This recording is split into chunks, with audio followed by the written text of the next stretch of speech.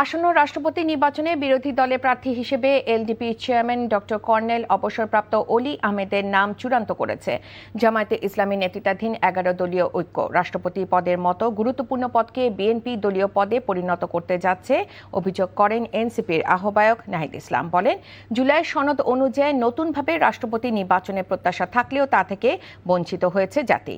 আর বিরোধী দলীয় নেতা ও জামায়াত আমির ডাক্তার শফিকুর রহমান বলেন, জাতির কল্যাণে আপোষহীন থাকবে ১১ দলীয় ঐক্য। জুবাই প্রধানের রিপোর্ট। রাজধানী মিন্টু রোডে বিরোধী দলীয় নেতার সরকারি বাসভবনে প্রায় ১ ঘণ্টার বৈঠকে ১১ দলীয় ঐক্যের পক্ষ থেকে জোটের শরিক এলডিপির সভাপতি অলি আহমেদকে রাষ্ট্রপতি পদের জন্য মনোনীত করা হয়। পরে আনুষ্ঠানিক সংবাদ সম্মেলনে ১১ দলের নেতারা জানান, ২৩তম রাষ্ট্রপতি নির্বাচনে বিরোধী দলের পক্ষ থেকে প্রার্থী চূড়ান্ত করা হয়েছে। রাষ্ট্রপতি হিসেবে অলি আহমেদের নাম ঘোষণা করেন বিরোধী দলীয় চিফ হুইপ ও এনসিপির আহ্বায়ক নাহিদ ইসলাম।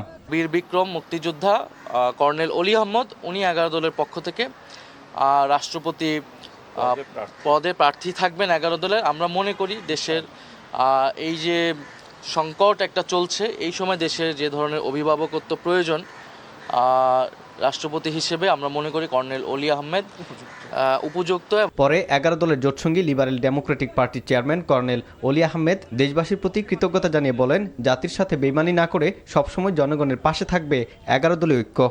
সবাই সর্বসম্মতিক্রমে আমার নাম প্রস্তাব করেছে।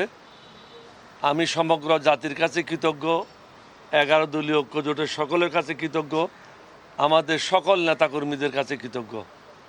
আপনাদের মাধ্যমে আমরা জাতিকে বলতে চাই, আমরা আমাদের জায়গা থেকে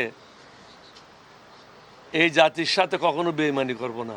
পরে জামাত আমির ও বিরোধী দলীয় নেতা ডাক্তার শফিকুর রহমান বলেন, রাজনীতি স্বচ্ছ ও প্রতিযোগিতামূলক হওয়া উচিত, জাতির কল্যাণে কোনো আপোষ চলবে না বলেও জানান তিনি। আমরা দেশের কল্যাণের জন্য আমাদের বিবেচনায় সর্বোত্তম ব্যক্তিটাকেই আমরা এই দেশের প্রেসিডেন্ট পদে মনোনয়ন দিয়েছি। আপনারা দোয়া করবেন আমাদের প্রত্যেকটি কাজ যেন জাতির জন্য হয়, জাতির কল্যাণের জন্য হয়। আমরা এই ব্যাপারে ইনশাল্লাহ কোনো আপোষ করব না।